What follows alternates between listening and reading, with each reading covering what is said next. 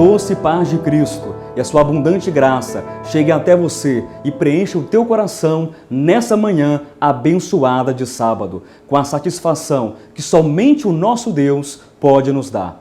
Hoje você assistirá uma mensagem muito especial, uma mensagem penetrante sobre o verdadeiro significado da morte de Cristo. E é por isso que eu quero te convidar que você ligue agora mesmo para algumas pessoas, a fim de que elas também assistam este programa, onde elas verão, assistirão uma mensagem que é capaz de mudar conceitos errôneos sobre a morte do Senhor e fortalecer os conceitos verdadeiros sobre a morte de Jesus. Fique agora com o Bispo Alexandre Rodrigues com a mensagem A Morte de Cristo, a base da salvação, e que o Senhor te abençoe.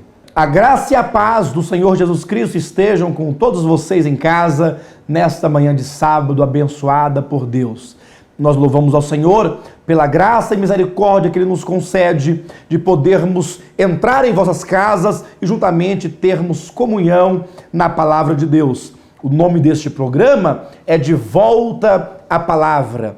A proposta deste programa é um convite a juntos, você e eu, todos nós que amamos a Deus verdadeiramente, voltarmos os olhos para a Bíblia Sagrada para podermos buscar as raízes da vontade de Deus. Ou seja, voltarmos à fonte onde está registrada toda a vontade de Deus e somente dessa maneira moldar uma vida cristã saudável, uma vida cristã baseada nos princípios que Deus deixou revelado em sua palavra, de modo que desta maneira possamos nos edificar na fé santíssima, na fé dos apóstolos e podermos ter a garantia de que quando Jesus voltar, seremos encontrados por Ele em pé, irrepreensíveis e sermos aprovados para podermos reinar com Ele os 1000 anos. O tema desta manhã é a morte de Cristo, a base da salvação. Em mensagens anteriores, nós estávamos falando sobre a salvação como um dom gratuito de Deus, somente pela graça, somente pela fé em Jesus Cristo. E hoje nós queremos apresentar as razões. Por que a salvação é somente pela graça e somente pela fé? E apresentar então os resultados desta salvação maravilhosa em Cristo Jesus. Eu te convido a ler comigo o primeiro texto em Romanos, no capítulo 3, versículos de 9 a 18, que dizem assim, veja comigo em nome de Jesus. Que se conclui? Temos nós qualquer vantagem? Não. De forma nenhuma, pois já temos demonstrado que todos, tanto judeus como gregos, estão debaixo do pecado, como está escrito, não há justo, nenhum sequer, não há quem entenda, não há quem busque a Deus, todos se extraviaram, a uma se fizeram inúteis, não há quem faça o bem, não há nenhum sequer, a garganta deles é sepulcro aberto, com a língua urdem engano, veneno de víbora está nos seus lábios, a boca eles a têm cheia de maldição e de amargura.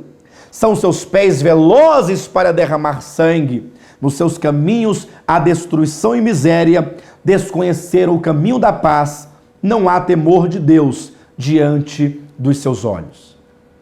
Vejam, amado irmão em Cristo, que o apóstolo Paulo, ele apresenta que a condição universal de todos os homens, quer sejam gentios, quer sejam judeus, é que eles estão numa condição de pecado e de morte.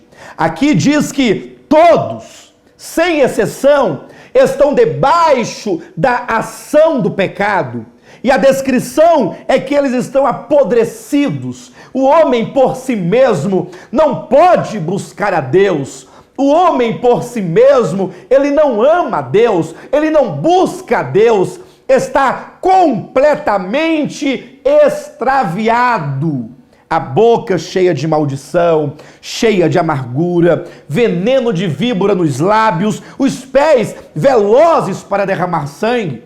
Ora, basta que nós leiamos o capítulo 1 e o capítulo 2 de Romanos para verificar que o apóstolo Paulo, quando descreve os gentios, fala que eles, por terem abandonado o amor à verdade, eles estão lançados à própria sorte dos próprios pecados, de modo que eles estão num estado de rebeldia plena contra Deus e debaixo do juízo divino.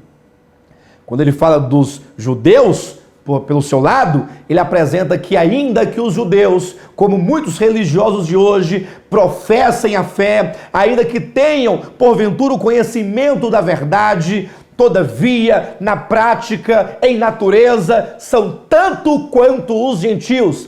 Não são menos pecadores por terem o conhecimento de Deus. Por quê? Porque todos os homens pecaram. Todos estão destituídos da glória de Deus e carecem de um Salvador que seja, por natureza, santo, perfeito e inculpável. Então, a primeira razão por que a salvação deve ser pela graça e somente pela fé é porque o homem não pode, por si mesmo, galgar o caminho do céu. O homem, se depender de sua própria força, jamais conseguirá nem mesmo sair da sua sepultura. Por outro lado, a segunda razão pela qual afirmamos que a salvação é somente pela graça e somente pela fé, é porque quando Deus propôs salvar o homem, Deus ofereceu ao homem uma salvação completa. Aquilo que Cristo Jesus veio realizar não foi algo incompleto, mas a redenção de Cristo é plena, pagou o preço por nossas almas, pagou a dívida no seu valor completo.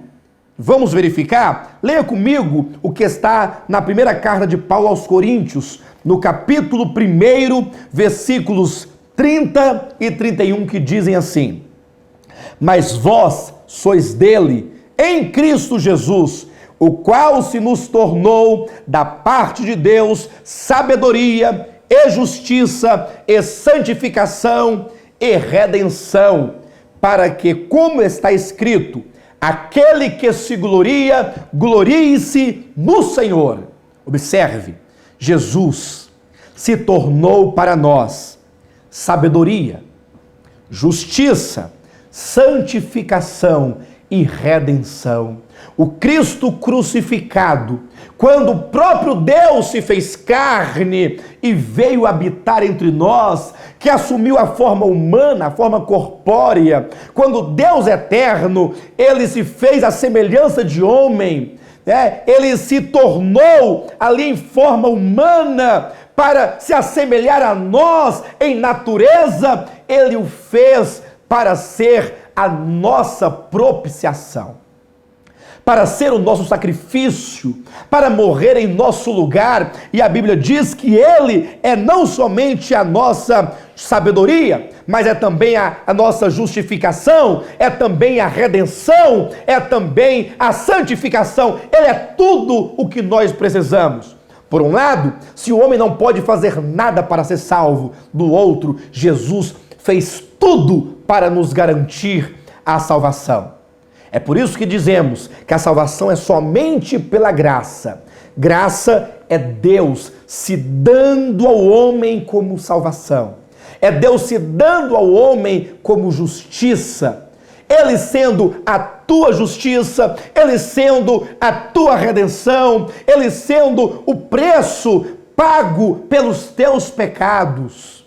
E a fé, que é um dom de Deus, é a capacidade espiritual que ele concede ao homem para que, por meio da fé, você se aproprie dessa graça. A graça é Deus se dando ao homem. A fé é o meio espiritual pelo qual você toma posse dessa graça, você toca essa graça, você recebe essa graça. Pela graça sois salvos mediante a fé. Isto não vem de vós, é um dom de Deus, já dizia o apóstolo Paulo aos Efésios, capítulo 2, versículo 8. Agora verifique que então a garantia da minha salvação, a garantia da sua salvação é a pessoa de Cristo Jesus. Ora, onde está escrito isso? Abra comigo na primeira carta de Paulo aos Coríntios, no capítulo 3, você vai encontrar uma palavra do apóstolo Paulo que manifesta a eficácia do sacrifício de Cristo e como que a morte de Jesus é, para nós, a base da salvação. Capítulo 3 de 1 aos Coríntios, versículos 10 e 11, que dizem assim: segundo a graça de Deus que me foi dada, lancei o fundamento como prudente construtor, e outro edifica sobre ele. Porém, cada um veja como edifica. Porque ninguém pode lançar outro fundamento além do que foi posto, o qual é Cristo Jesus. Eu pergunto para você, meu irmão, essa manhã, qual é o fundamento da tua salvação? Se você estiver fundamentado nas tuas próprias obras, saberás então no dia do tribunal de Cristo que este fundamento não é sustentável para garantir a ninguém a salvação de Deus. Agora, se o fundamento da salvação é apenas Cristo Jesus e nada mais, você pode ter a certeza e a segurança de que estará nas fileiras dos salvos no dia da vinda de Jesus. Agora, eu fico impressionado. Nós estamos agora em um feriado, chamado feriado de Semana Santa, na sexta da paixão, o sábado da morte e o domingo da ressurreição, o que é chamado de domingo da Páscoa. E eu quero chamar você a uma reflexão sadia e uma reflexão sensata. Falamos, por um lado, da morte de Cristo e da ressurreição de Cristo. Por outro lado, estamos difundindo uma mentalidade pagã ao apresentarmos para os nossos filhos e até mesmo líderes dentro das igrejas que estão apresentando como símbolo da Páscoa o coelho e o ovo.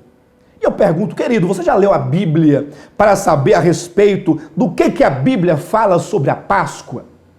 Tem tudo a ver com o nosso tema, que é a morte de Jesus.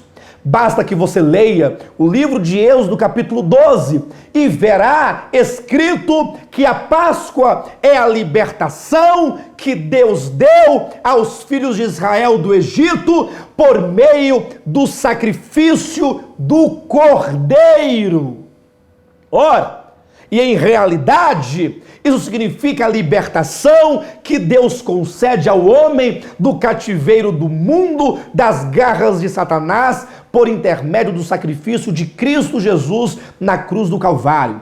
Portanto, a mensagem da Páscoa é a redenção por meio da morte do Cordeiro Pascal. E a realidade do Cordeiro Pascal é a pessoa de Cristo Jesus. Você verifica isso na primeira carta aos Coríntios, no capítulo 5 e versículo 7, onde diz assim: lançai fora o velho fermento, para que sejais nova massa, como sois de fato sem fermento.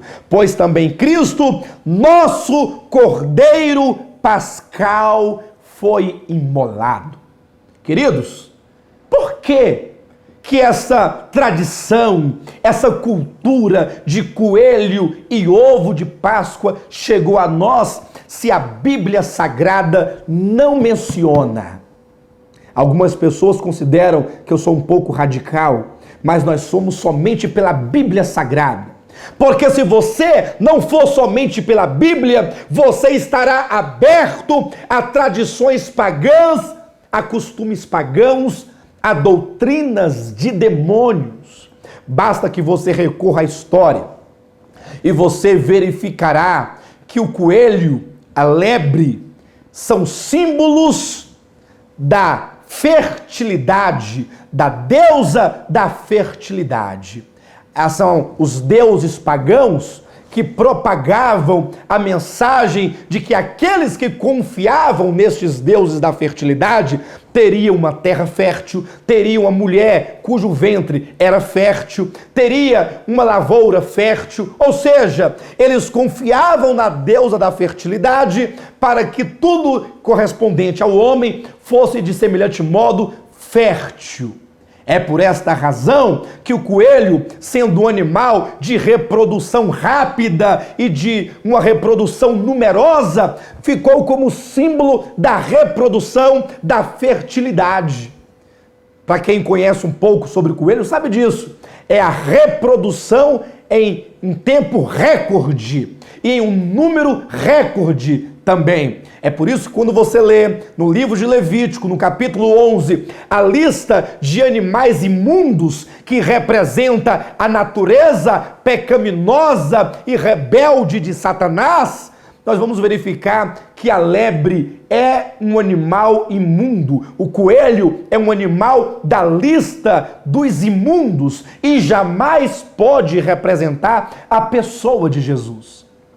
Neste caso, se o coelho é símbolo da fertilidade, da reprodução e da propagação rápida, e sendo o coelho um animal da lista de animais imundos, representando a natureza de rebelião e caída de Satanás e dos homens, então o coelho é símbolo da reprodução e da propagação do pecado e da natureza pecaminosa, que está em oposição ao verdadeiro sentido da Páscoa, que é Jesus Cristo, o Cordeiro de Deus, que tira o pecado do mundo. João, capítulo 1, versículo 29.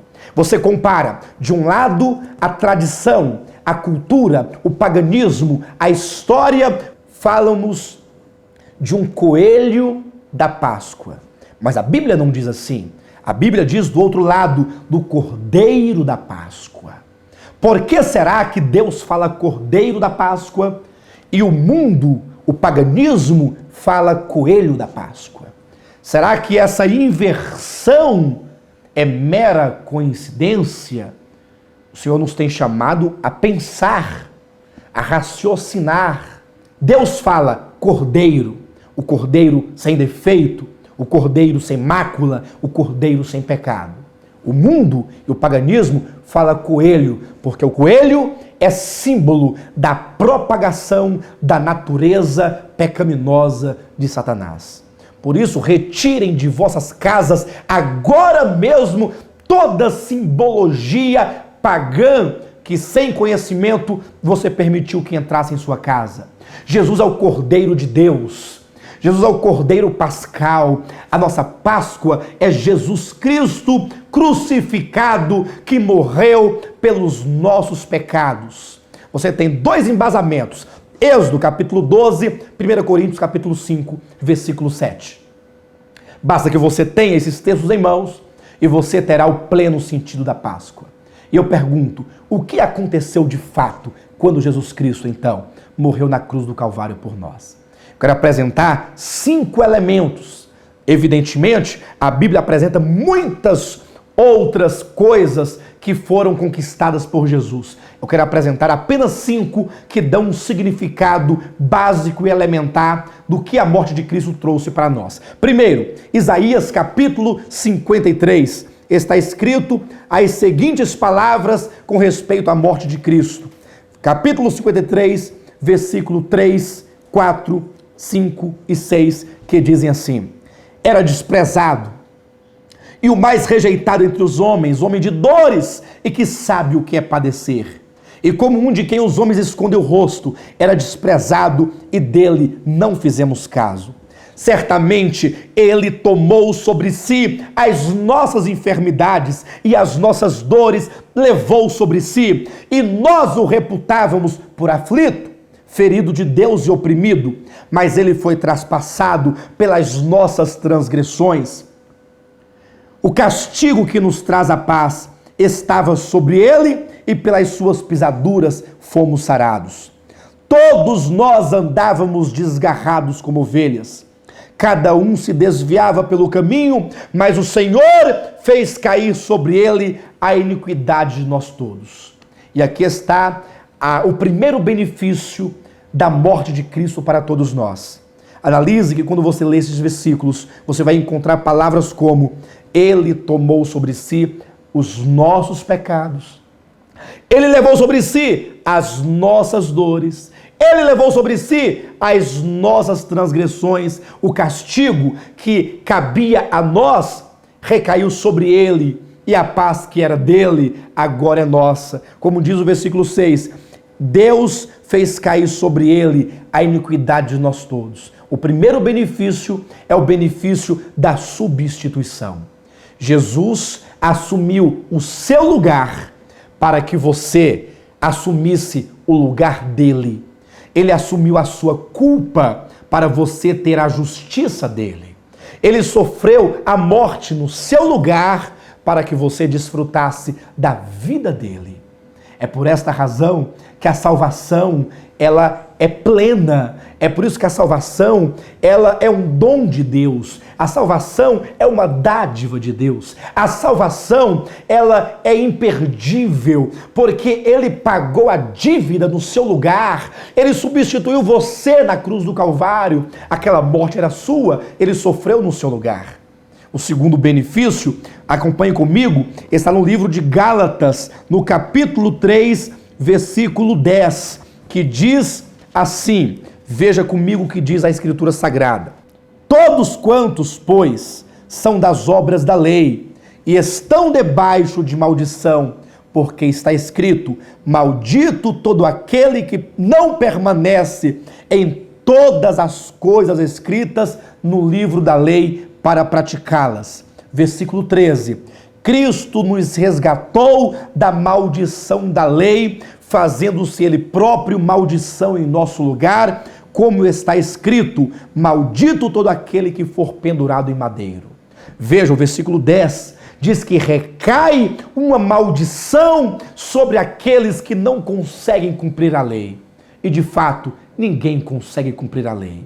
Se tem alguém me ouvindo que julga que consegue cumprir a lei, você sabe no seu interior, na sua consciência, toda vez que você transgride, que você peca, você é arguido como transgressor da lei. Como diz o apóstolo João em sua epístola, aquele que diz que não tem pecado é mentiroso. Se você tem pecado, você é transgressor. Se é transgressor, está debaixo de maldição da lei.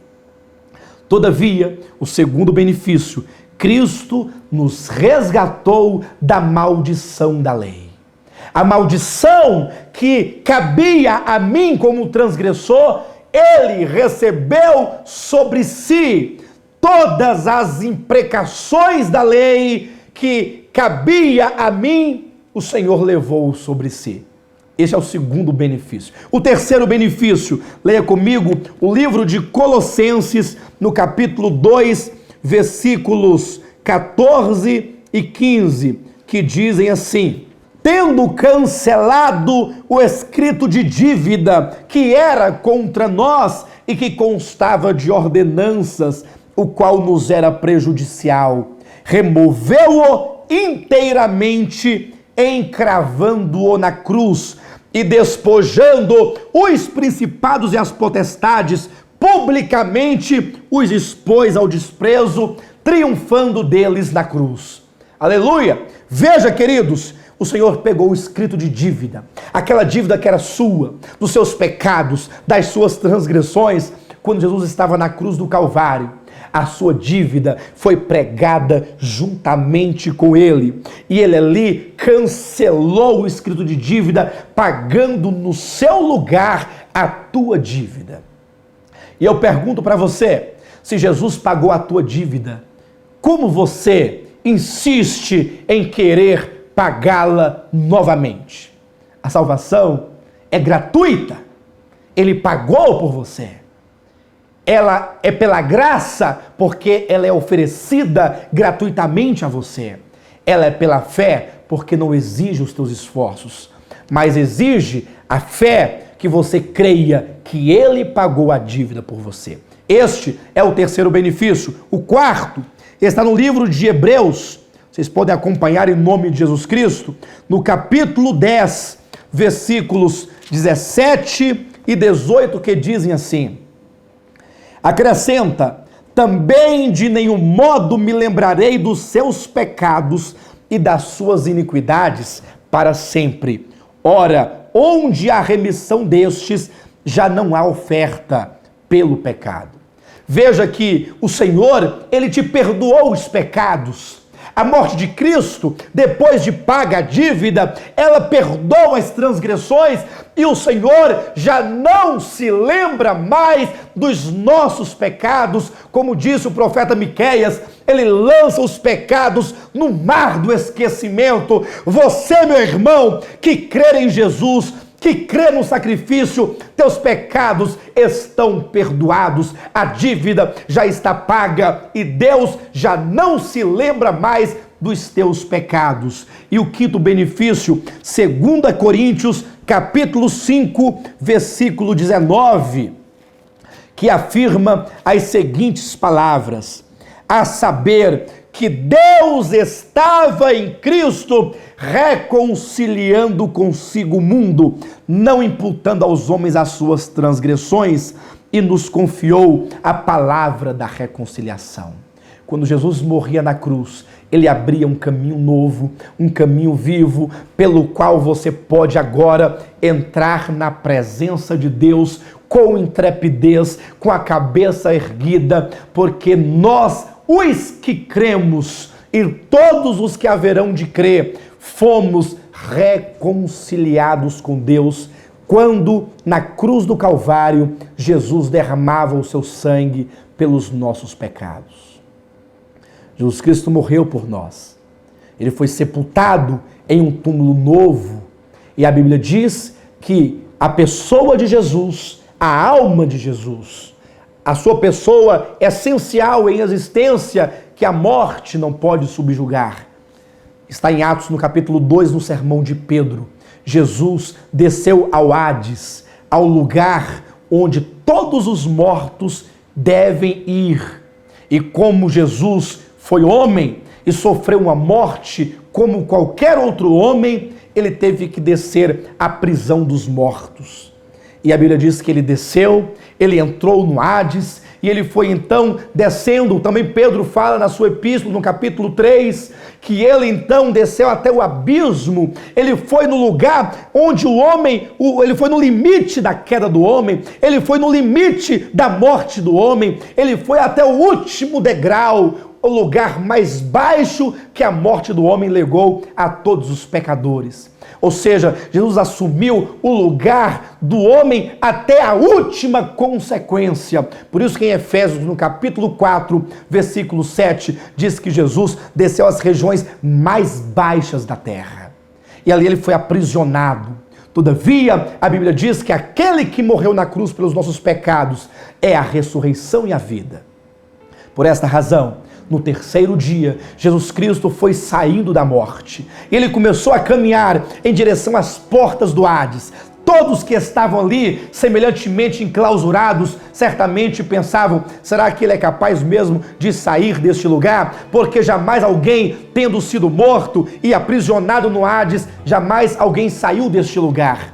Mas a Bíblia diz que Jesus, ao terceiro dia, rompeu com os grilhões da morte e saiu em ressurreição no primeiro dia da semana para gerar o novo homem, a nova criação de Deus. Diz o Evangelho que o anjo de Deus desceu, tirou a pedra do túmulo, assentou-se sobre ela e no primeiro dia da semana, ao nascer o dia primeiro da semana, saía Jesus em ressurreição como aquele que brada: eu sou a ressurreição e a vida.